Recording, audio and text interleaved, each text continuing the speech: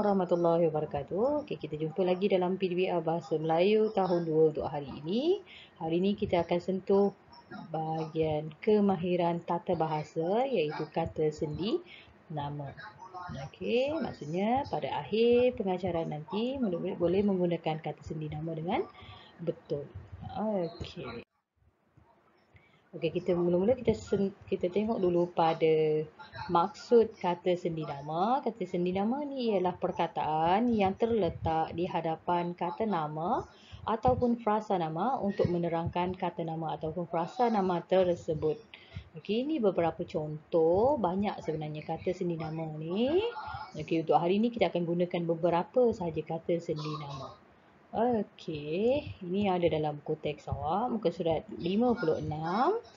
Okey, kata sendi nama dekat sini, di, dari, daripada, di, ke, kepada dan di. Okey. Okey, sebelum kita teruskan kepada buku teks. Okey, kita tengok dulu contoh-contoh penggunaan kata sendi nama. Okey, yang pertama kata sendi nama digunakan untuk menunjukkan tempat dan digunakan juga untuk menunjukkan masa. Ini contoh ayatnya. Okey. Seterusnya kita tengok pada kata sendi nama ke digunakan untuk menunjukkan tempat, arah dan masa. Ini contoh dia kat sini. Dia hendak pergi ke Kedah pada bulan hadapan. Okey, kata sendi dari digunakan untuk menunjukkan tempat dan masa. Okey, contoh dekat sini yang menunjukkan tempat. Okey, David berasal dari Pulau Pinang. Okey, kata sendi nama hingga. Okey, hingga ni maksudnya had masa. Okey, kita tengok contoh. Amin bekerja dari pagi hingga petang. Okey, seterusnya kita tengok pada kata sendi nama dengan. Maksudnya maksud bersama-sama. Okey, contoh dekat sini ayah pergi ke pasar dengan adik. Maksudnya dia bersama-sama dengan adik. Okey, kita tengok contoh kata sendi nama daripada digunakan untuk tempat datangnya sesuatu, asal kejadian sesuatu benda ataupun perbandingan. Okey, kita tengok contoh kat sini. Chandran menerima surat itu daripada abangnya. Okey, contoh yang kedua. Baju batik ini diperbuat daripada benang sutera. Okey, seterusnya kalau dalam perbandingan, bangunan Maybank lebih tinggi daripada bangunan itu. Okey. Kata sendi nama pada menunjukkan tempat bagi perbuatan sesuatu kata kerja ataupun keterangan waktu. Okey, contoh dekat sini. Lukisan itu digantung pada dinding. Contoh menunjukkan waktu. Hujan turun dengan lebat pada pagi semalam. Okey. Seterusnya, kata sendi nama kepada digunakan untuk menunjukkan arah, tempat, orang yang dituju. Okey, contoh ayat kat sini. Surat jemputan itu ditujukan kepada pengurusi persatuan. Okey, kata sendi nama bagi ataupun untuk digunakan untuk menunjukkan tujuan sesuatu itu dilakukan. Okey, ini contoh ayatnya. Seterusnya, kata sendi nama sejak dan sementara. Yang ini digunakan untuk menunjukkan waktu dan masa. Okey, kata sendi nama terhadap merujuk kepada unsur yang melibatkan penyambut yang tertentu. Okey, contoh ayat kat sini. Setiap pemuda mestilah menanam rasa hormat terhadap orang yang lebih tua. Okey, antara. Kata sendi antara digunakan di hadapan kata nama yang membawa maksud. Contohnya, antara makanan yang dihidangkan ialah sate. Okey. Kata sendi nama dalam digunakan kata sendi ni kata sendi nama di atau ke dalam berfungsi untuk menunjukkan arah atau tempat. Okey, ini contoh ayatnya. Kata sendi nama demi menunjukkan maksud tujuan. Okey, kita mesti sanggup berkorban demi negara yang kita cintai.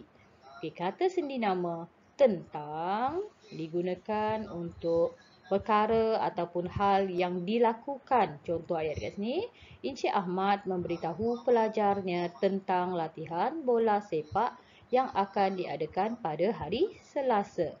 Okey, seterusnya kata sendi oleh maksud sebab.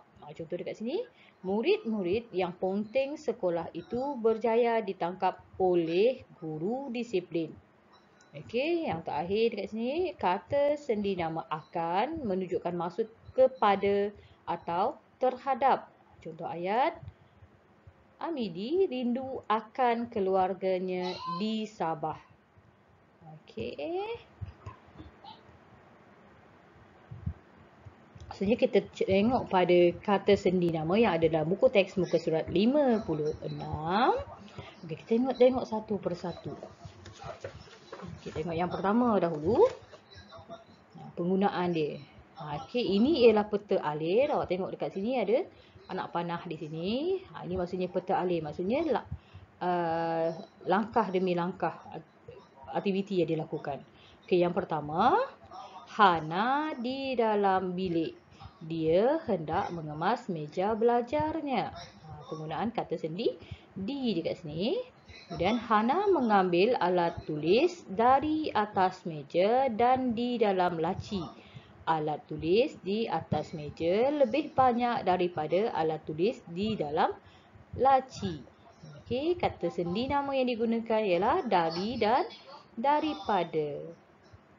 Okey, seterusnya kita tengok pada gambar yang ketiga. Hana meletakkan barang-barang itu di bawah meja. Dia membuang barangan yang buruk ke dalam bakul sampah. Okey, diguna kata sendi di dan kata sendi ke dekat sini.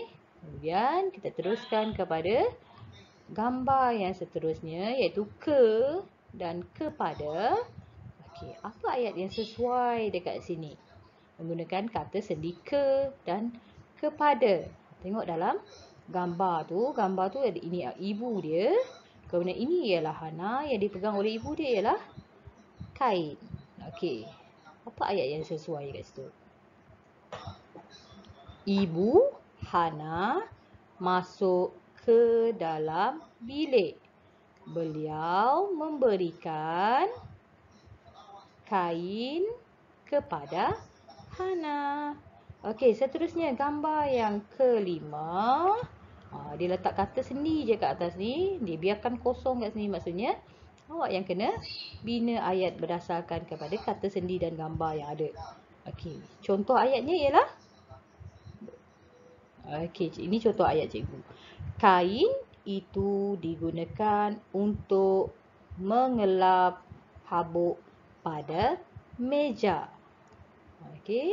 Seterusnya, ini pun sama, dia guna kata sendi di tanpa ayat dekat bahagian bawah. Maksudnya kita yang kena bina ayat berdasarkan kata sendi dan gambar. Gambar ni menunjukkan Hana tengah menyusun buku di atas meja. Okey, jadi ayat yang awak boleh bina ialah buku-buku disusun di atas meja dengan kemas. Okey.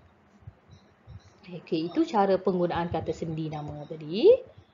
Okey, seterusnya, ini latihan yang awak akan buat di muka surat 63.